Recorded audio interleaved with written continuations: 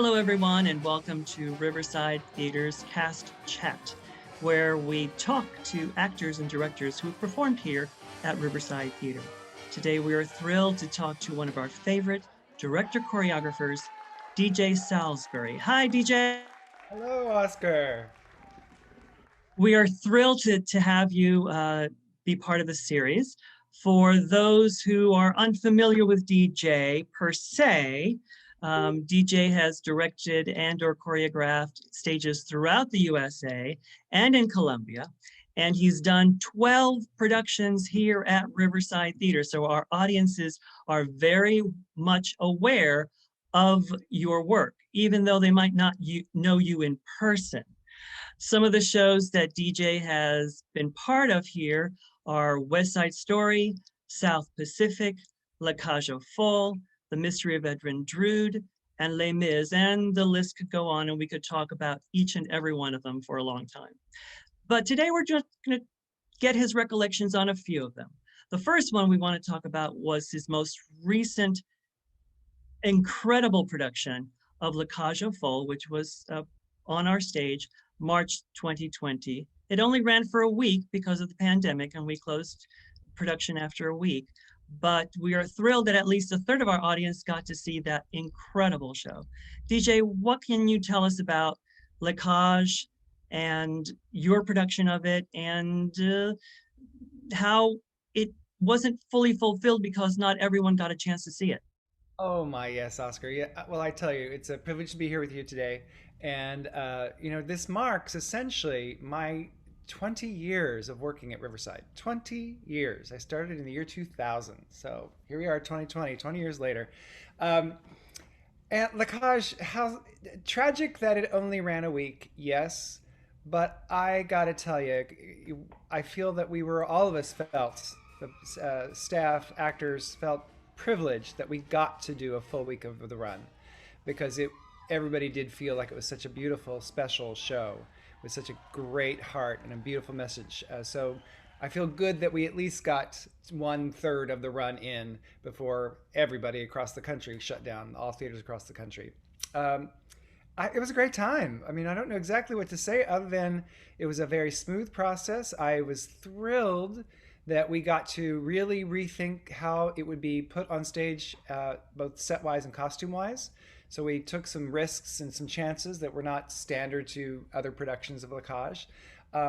And I can't rave enough about the cast that we had. They were as good as it gets in terms of all of the characters the actors were so perfectly suited for their characters, and they were delivering fantastic performances. So, it was a great time. We had a great time.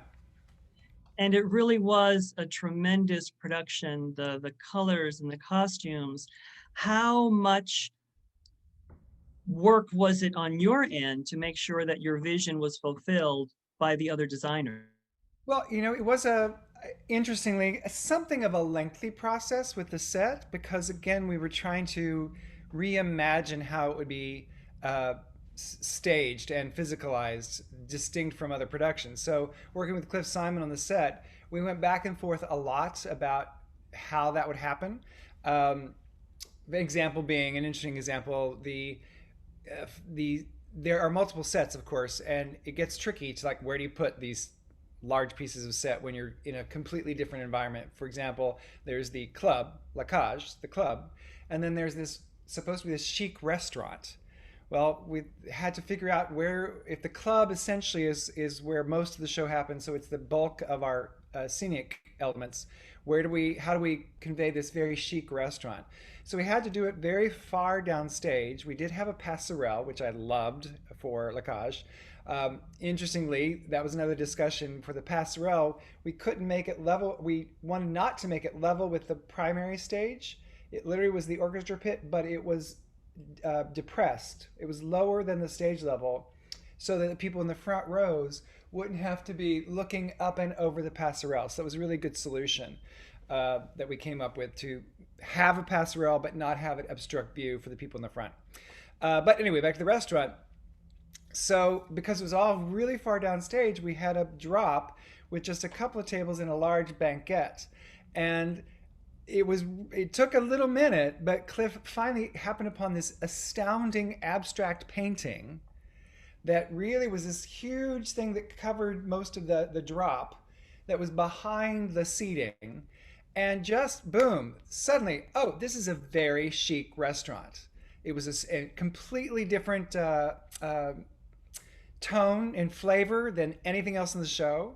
So little things like that make a huge difference. Like we really like, oh, we are not where we have been all night when we got to that restaurant. So it took a minute to sort of figure things out. When he happened upon that abstract painting, is like, that's exactly it.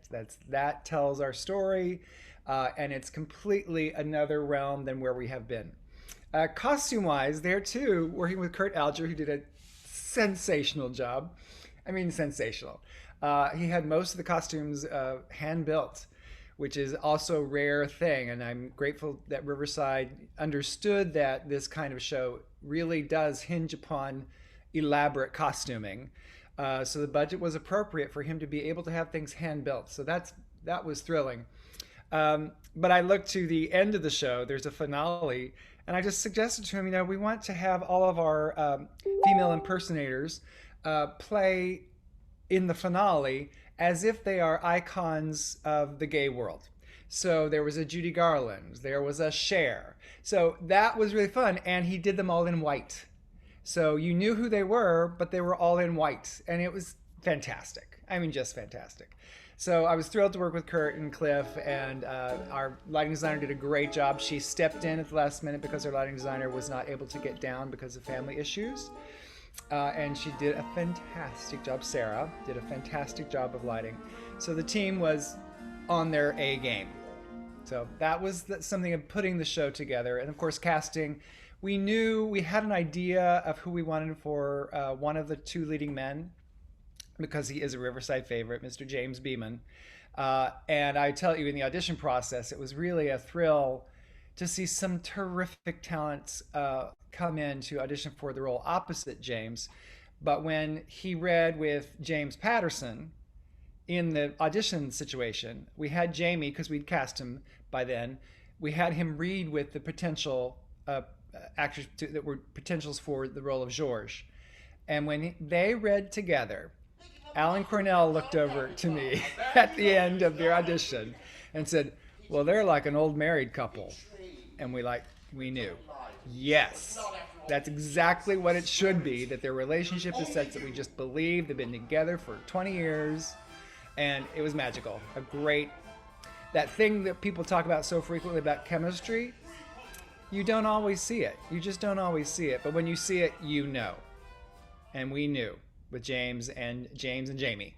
I can just say that the people that did see it that full week were so enamored by not only the sets and the costumes, but that cast. The chemistry of that cast was amazing, and many of them had never worked together before. So you created a beautiful little family, and that's a testament to what you do. Thank you. Now, I also want to talk about another show, which is one of my favorites, is The Mystery of Edwin Drood, where Lacage took place on the Stark stage, our bigger stage. The Mystery of Edwin Drood took part in our intimate space, our Waxlax stage. What are the challenges of performing in either or spaces? Well, it's interesting you say the word challenge. I say the word opportunity, because I love working in both spaces. One is a more traditional proscenium, which for a Lacage, as example, the spectacle, you just have size. There's the opportunity for size. Whereas in the Waxlax, you look for economy of a certain sense, and that is great. I love figuring out how to utilize that space in all its various configurations in a way to serve the show. Example being, I did Jacques Brel, and again, Cliff Simon set, our first time working together, I think. Yes, I'm sure. And it's the Waxlax is a big square. It's a black box, a traditional theater black box. And I wanted it not to feel like an audience was here and the performers were there. I wanted the audience to feel like we were more in a cabaret setting. So, and instead of just having some sort of central in the round stage, like an in the rounds setup, we had this diagonal that was tiered closer, further and further down, close to the house floor. But something about that diagonal and tables and chairs sort of in and around, and then there was a little sort of small staircase. It had such a wonderful, immediately evocative and intimate feel. So that's what I look for when I'm thinking about shows in the Wax X. It's like, what do we want the audience to feel? Because they can be part of the set, so to speak. Same thing in Drood. With Drood, how fun. Such a fun show. And there we had a little mini stage, but the whole environment was meant to look as if you were in an English pub. And so we had waiters bringing drinks to the tables. So you enter into a world, and that's what I wanted to be true for Drood. Drood had been done originally on the Broadway stage on a proscenium. They did come into the audience, but when you have a proscenium house and you have a big raked audience, it doesn't feel quite the same as if you're like with them. And in the Wax X, we were with those actors all night long. They were in and around the tables. So it was such a good time. It was like a party. Everybody was at the party where this group of players were reenacting the story of Mystery of Edwin Drood. And gosh, funny. That was funny. The show was so funny because, again, we just had a boffo cast of comic actors. So terrifically talented. It's one of my favorites. And like you mentioned, you felt part as an audience member, you felt part of the show. But it wasn't just the atmosphere. The sets and the costumes were amazing as well in that smaller space. So it really enveloped you into the show. Yeah, meant to be more of an immersive experience than is traditional in musical theater. And that show really lends itself to that staging, really an immersive staging. There again, gorgeous work by Kurt Alger in the costumes. Just gorgeous. Now, let me just ask you one other question. Thank you so much for your time. But how do you put together a show that has a book like La Cage or Mystery of Edwin Drood, and then do more of a review type show like Swinging on a Star, I Love a Piano, Smokey Joe's Cafe? There is not a storyline that goes throughout the show. How much more of a challenge or difficulty it is to put that type of show together? Difficulty? I don't know that it's difficulty. There's some freedom in doing a review show, because in a review show, because there is no storyline, you're not beholden to a cohesive whole necessarily. I shouldn't say that. You are beholden to a cohesive whole, but it doesn't have to be a narrative whole. Smokey Joe's Cafe is a perfect example of a show that literally has no thread at all. There's no thread there. What it is a collection of songs by songwriters. Various performers in pop music recorded those songs and made them hits, from Elvis to oh my gosh, I'm going up on the names, but various people. And so they're just the songs of those songwriters. There's not any story. I love that you can kind of do almost anything, as opposed to a narrative where you want to have a cohesion that tells the story. So that's really the distinction. Well, thank you, DJ, for the great time that you've shared with us, all these important pieces of our theater history. You know that we love you here at Riverside, and our audience loves you, and now they have a face to place with that incredible production that they've witnessed before in the past. And we're so thankful and grateful that you will be back once we're open and putting on shows again. We'll bring you back to your artistic home, as you said. It is my artistic home, and I'm so grateful for that. This is a difficult career we live as artists, and to be able to say I have an artistic home is a great blessing. Well, we love you, and we thank you so much, and we'll see you very soon.